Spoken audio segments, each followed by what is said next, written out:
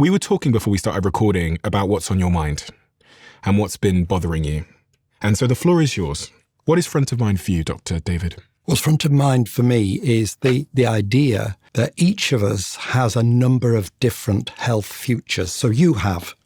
So in your future, I don't know, there could be cancer, there could be multiple sclerosis, or there could be many futures.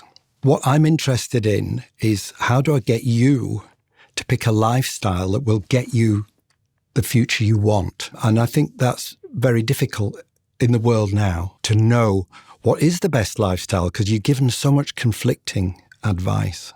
And the particular focus for me in terms of picking health futures is around young people, because they've got the longest time to make a difference, and it's getting harder and harder and harder to make good health choices in your lifestyle. It's really hard.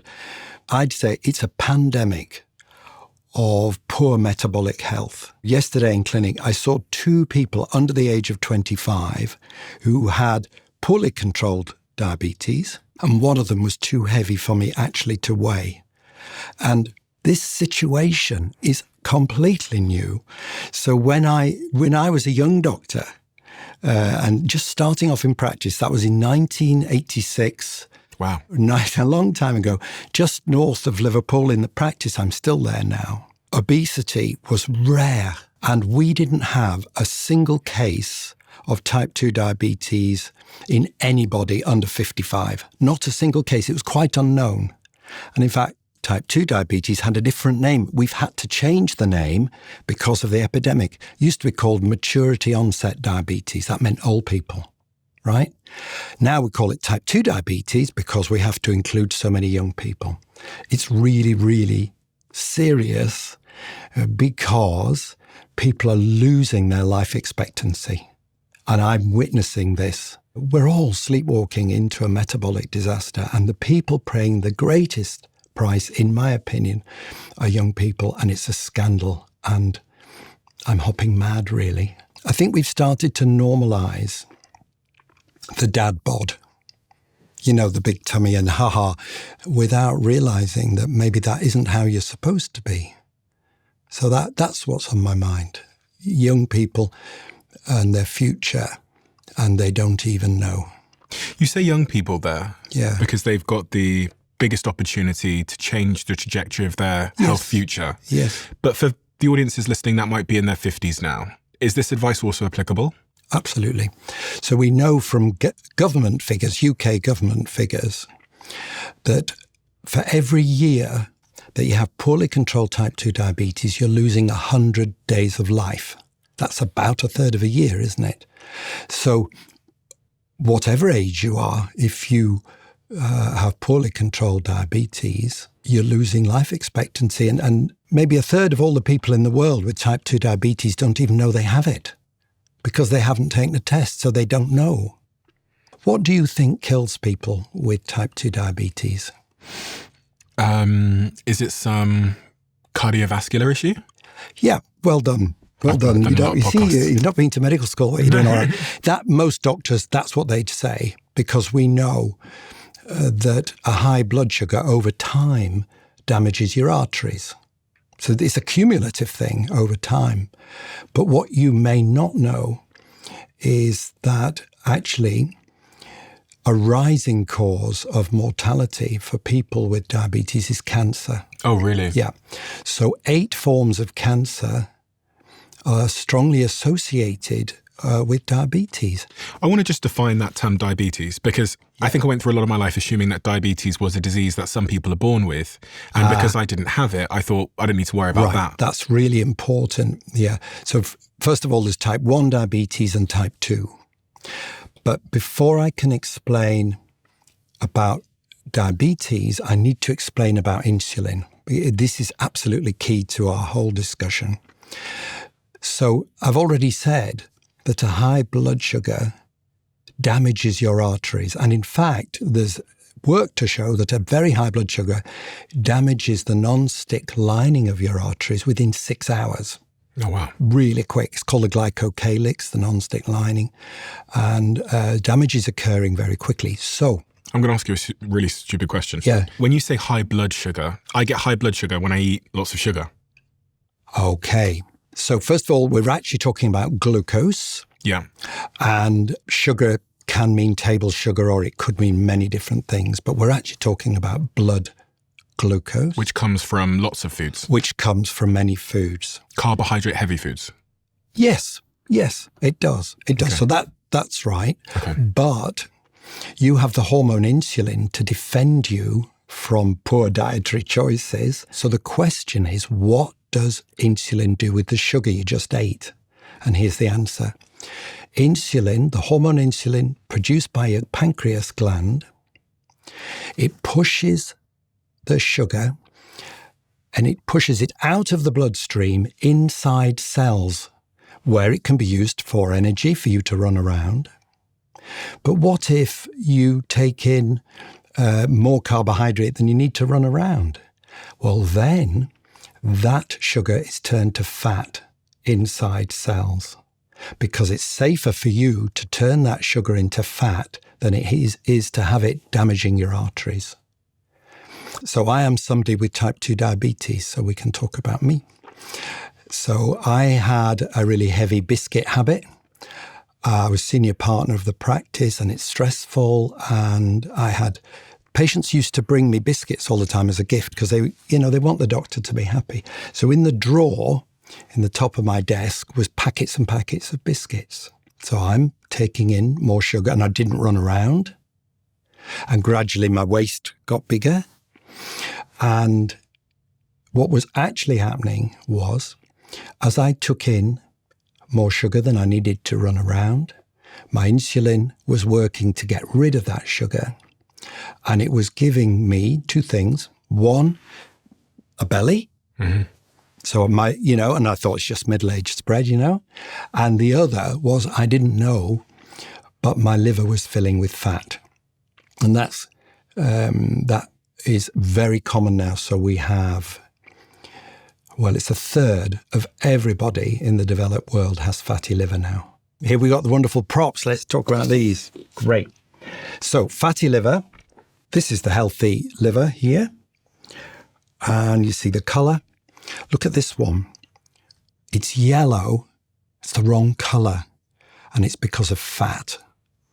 So in that case, like as happened to me, over years, my liver began to fill with fat. Because it was essentially overworked and glucose was being stored there?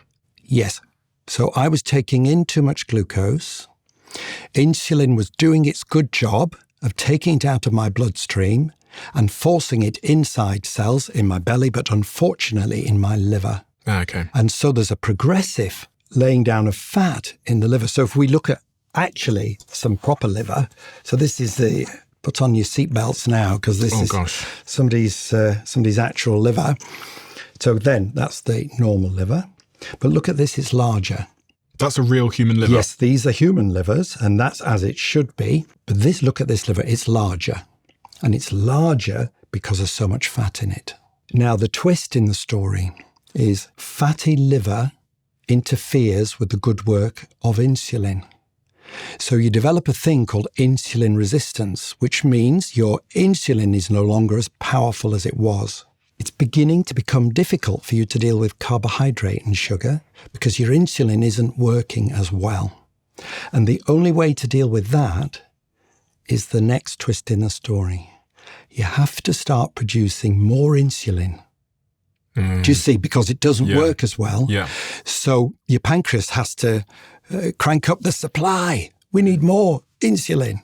So now you have two things. You have insulin resistance. Your insulin isn't working as well.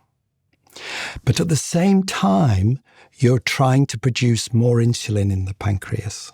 This bit's called the long silent scream from the liver. This is work by Professor Roy Taylor, a friend of mine at Newcastle University. And he pointed out that you've got fatty liver for about 10 years. You don't even know.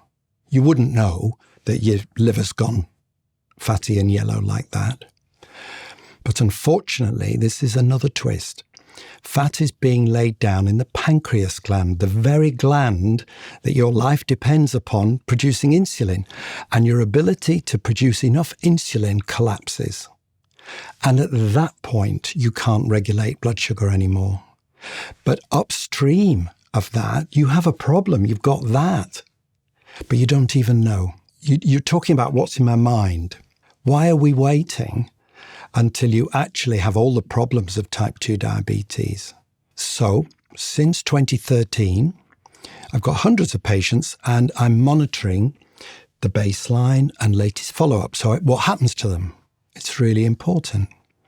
And now I have a huge data set that I can interrogate and answer questions. So number one question, let's think about pre-diabetes. So this is in the long silent scream. Well, I can tell you that the people with pre-diabetes in my practice north of Liverpool, 93% of them will get a completely normal blood sugar if they go low carb. 93% resolution, and that will last for years because I've checked. Okay, how about we wait for the 10 years and until Stephen, you've got type 2 diabetes, and then you go low carb. At that point, if I can get you early, I've got a 73% chance of you having a normal blood sugar. Let's wait another few years because you don't want to give up bread and you don't want to give up chips and pizza. Fair enough, I'll wait. But, if we wait 5 years, you only stand a 50% chance. So do you see, it goes 93, over 70%, 50%. So the chances of me not needing drugs and be able to do a good job for you are diminishing. So really, it's a stitch in time. Mm-hmm. And so much of this, you don't even know. You don't even know it's going on. One of the things that shocks me is how little we know about what's in our food. Yes. Because I think we all know that biscuits are a food that has a high glycemic index. Well done. Which is a term that I've learned from this podcast, which means some carbohydrates are more sugary than others. And then, so that's the glycemic index. What that is doing, it's comparing different carbohydrates with pure glucose. Oh, okay. So you see pure glucose is 100, and then other sugars come further down. But there's something better than the glycemic index, and that's called the glycemic load. The glycemic load takes portions of food and predicts how will that portion of food actually affect your blood sugar. And am I right in thinking the glycemic load would factor in the amount of nutrients in the food? Exactly. So protein, great. fiber. Yeah, because if you took watermelon, well, it's mainly water, isn't it? Mm-hmm. So you have to factor in, you can have quite a lot of watermelon to equal a chocolate bar. Mm-hmm. So the density, you're looking at the density of sugar in it as well. Okay. So that's why the glycemic load is better. Was there a moment in your career where you started to question what you had been told? Yeah. So you start as a young doctor. I wanted to be part of a small community and stay there and make a difference. And then comes the sad bit, really. So for the first 25 years, I was trying to do what's in the guidelines. I was trying to be a good doctor. But what I noticed two things. Number one, I noticed what I've already said to you, that the health of the population I cared for was deteriorating. It wasn't getting better. So if I'm the doctor in charge of the practice looking after these people and health is deteriorating, am I not responsible? And where is all this difference I was hoping to make? It just wasn't panning out. At the same time, I'd always in my heart felt that prescribing lots of drugs felt a bit wrong. It felt like a mini failure because how is somebody well if they're taking 6 tablets a day? Was there one particular patient that you met? There were two. Two things happened, both to do with very powerful women. The first powerful woman was a lady I'd known for over 10 years. She and her husband, I'd cared for them both. They both had poorly controlled diabetes, and they were both very heavy. At the time, I could monitor how compliant my patients were with their medication. And if I'm to be truthful, in part, that was how I was paid. So part of my payment was to do with, are the patients having, in this case, metformin, the most commonly used drug for type 2 diabetes. Part of your payment? Yeah.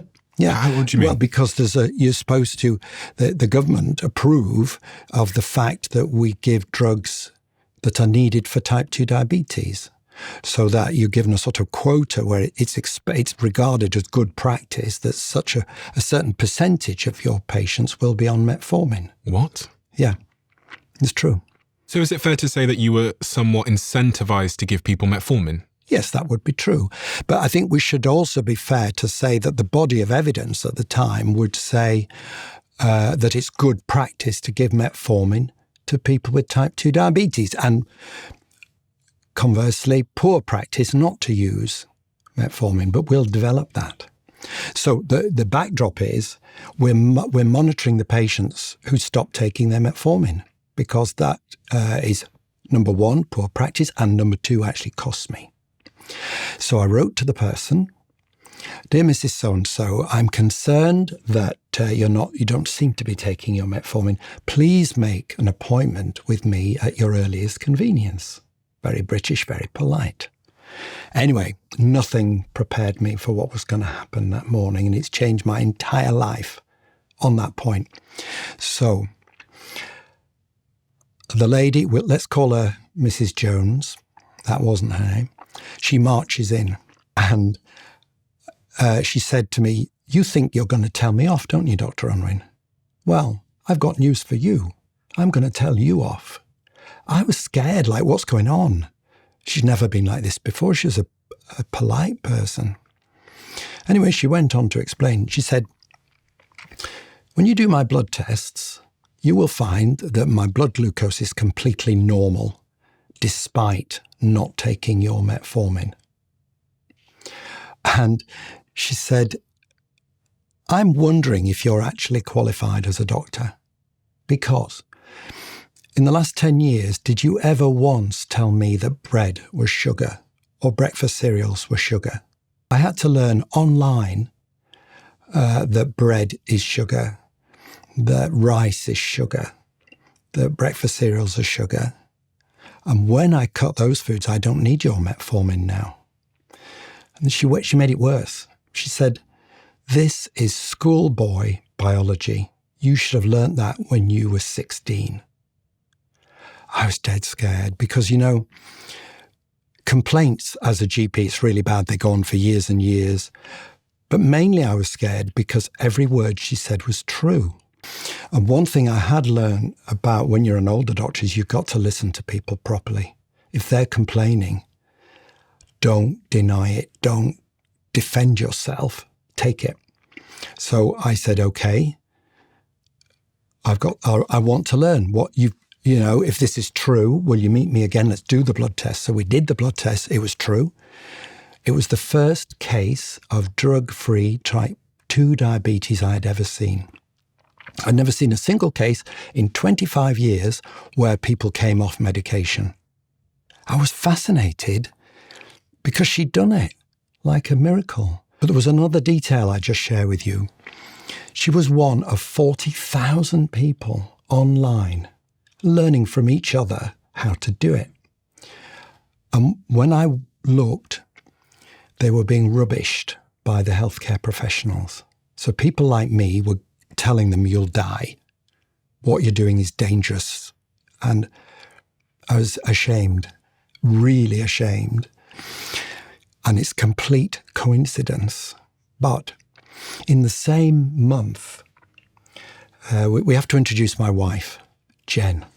Is there a photo? Come on, let's see Jen. This is Jen. Oh, she's probably the cleverest woman in the world. She's so clever. I love that woman.